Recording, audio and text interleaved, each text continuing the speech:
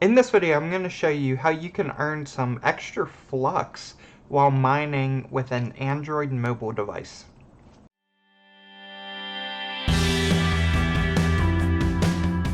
Today I'm going to be walking you through how you can do some mining on your mobile device and also earn some Flux at the same time. So to accomplish this, what we're going to be doing is we're going to be setting up mining software on our mobile device, mining to Zerkpool, auto-exchanging, and getting paid out in Flux. So I personally have a phone farm, and the majority of my farm consists of Galaxy A03Ss, which is essentially a low-cost track phone smartphone. And what I really like about that specific phone in particular is that it doesn't have a lithium-ion battery. It actually has a polymer battery in it, so it's not prone to the heat generation bulging battery issues that a lot of higher end phones have. In addition, the hash rate is actually pretty good on it. It has an 8-core CPU, and so we're able to leverage all 8 of those cores mining and essentially auto-converting the Flux. So to get started, first thing we want to do is we've got our phone up here, and we need to hop on over to the Play Store.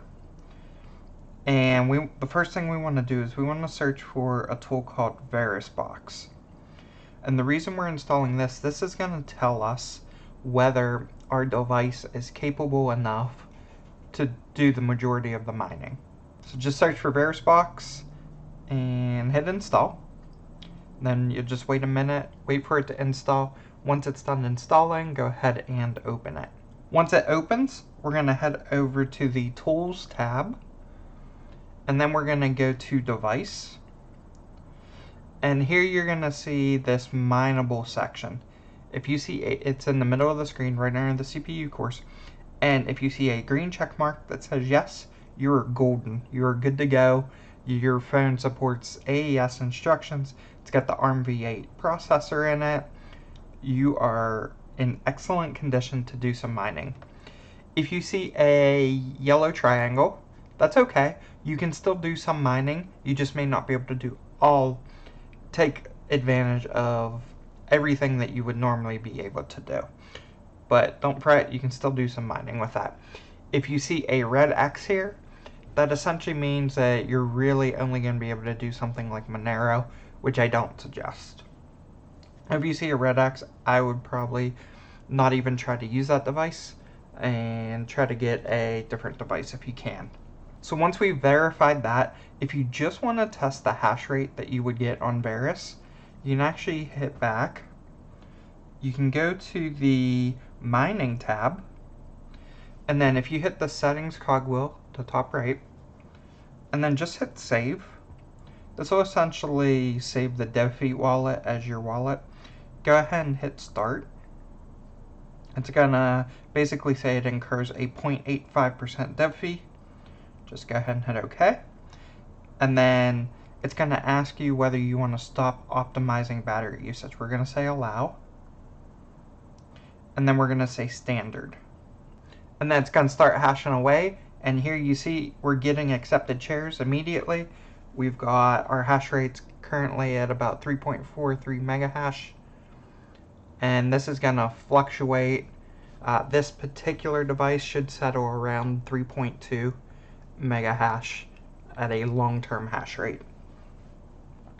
But now we have a general idea of the hash rate. We can go ahead and hit stop mining. Now we need to go back to the Play Store, and we're going to install Termux. So it's Termux, and this is a emulator for terminal. This is going to allow us to actually run an Ubuntu instance with on our phone. And here you can see it's going to pop us into a terminal emulator. Now what I recommend doing is actually emailing yourself the list of commands that we're going to run, because if you mess up, you basically have to retype the whole thing over again. So here you can see I've gone ahead and emailed it to myself, and I just pulled up the email on the phone. These are essentially all the commands we're going to run. Realistically, the first few you could probably just type in manually and it would be fine, but once you get down to this apt-get command, it will get really complicated. So what I recommend doing is just copying the text for each line. So the first command we're going to run is going to be this pkg install proot. So head back on over to Termux after you copy it, and if you're using a Samsung device, it'll probably have this quick select here in the middle at the top of the keyboard. However, if you don't have that, you can just hold down, press in the middle, do a paste. It'll paste it in and it'll run it. Now with this first command, what I notice is a lot of times it fails on the first run, and that's what you're going to see here. All you have to do is tap this up arrow and then hit enter again. It'll rerun that same command and it'll succeed the second time. And then it's going to prompt you and ask you if you want to hit continue. Just tap Y and then enter. And that went ahead and installed proot. So our next step is going to be to install the proot distro. And that's essentially going to allow us to install Ubuntu. So to do that, once again, you can head back over to your email and copy and paste it, or you can just type, and we're going to run pkg space install space proot hyphen distro. Go ahead and hit enter, or you can again paste that in. And then if it prompts you, go ahead and hit Y and enter. Once that's done installing, we're now going to install Ubuntu. So to do that, you're going to do proot hyphen distro. You don't need the pkg in front this time. We've already installed the package, so we're actually just going to run the command. So it's going to be proot hyphen distro space install space Ubuntu. And then give that a minute. It's going to go ahead and download and install the file system. Alright, now it's done, and it tells us we can log in. Now this it tells us we can log in using proot distro login Ubuntu. So that's exactly what we're going to do. We're going to do proot hyphen distro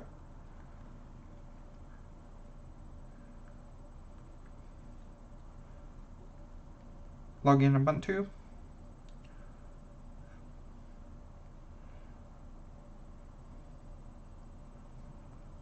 Hit enter. And now we are logged into Ubuntu. So now we can run an apt update. Let's make sure the packages are updated. Okay, there's no packages to update.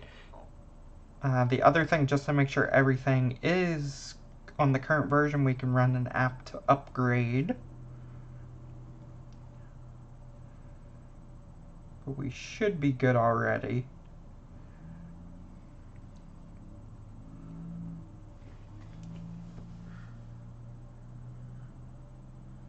Okay, there's no packages to upgrade. So now the next step is to run that big command to install all the dependencies. I'm going to hop back over to my email. And I'm going to copy this big command. Copy that. Then we're going to head back over to Termux. And I'm going to paste in that whole thing and run it. And then it's going to ask me if I want to continue. It's going to tell me it's going to use almost 330 megabytes of space. Go ahead and hit Y and enter. We're going to do Y, enter. And now this is going to go out and download the packages for all those dependencies. Essentially, these are all the dependencies that are going to be needed to compile the miner for our specific device. And this may take a few minutes, so just let it do its thing. Once that's done, we want to hop back over to our email and we're going to copy the git clone command. And that's actually going to download the code for the miner to our device from GitHub. So just copy that. Then we're going to head back on over to Termux. We're going to go ahead and paste it. Go ahead and paste it. Hit enter. This should run relatively quick. There's not a whole lot of files for it to download. Once that's done, you're going to do a cd command to change into the directory. We're going to do change cc minor. And now once we're in here, we're going to do a dot, and then a slash, and then build. .sh. This is going to run the build script. And it's actually going to compile the ARM version of the miner that we downloaded. So go ahead and run the build command. Now this will take quite a while to run. This could take upwards of, it depends on your processor, 3 to 5 minutes. So just be patient and let this run.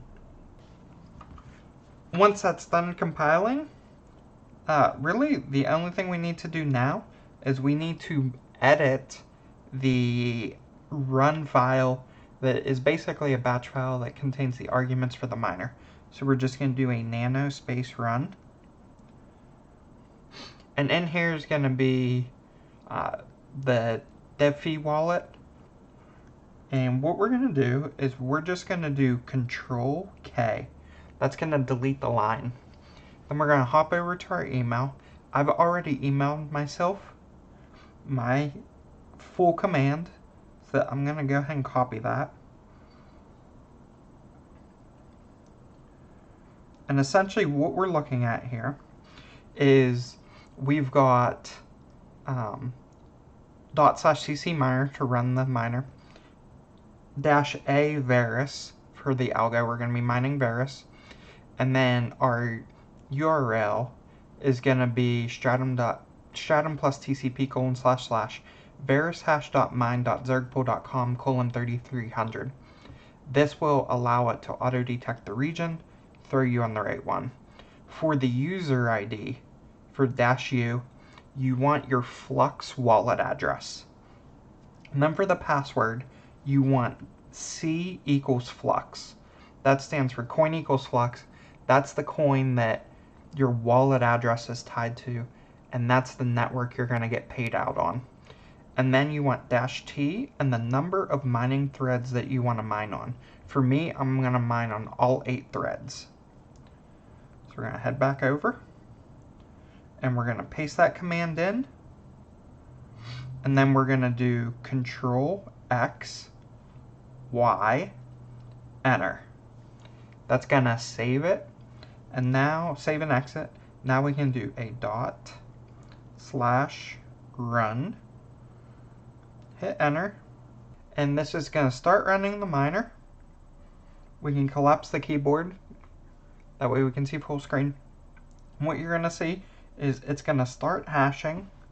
At the beginning, you're just going to see a couple threads, but eventually you'll see where it's hashing on all 8 threads. And there you can see we've already got an accepted share. You can see the hash rate's reporting a little bit low. It needs to ramp up to speed.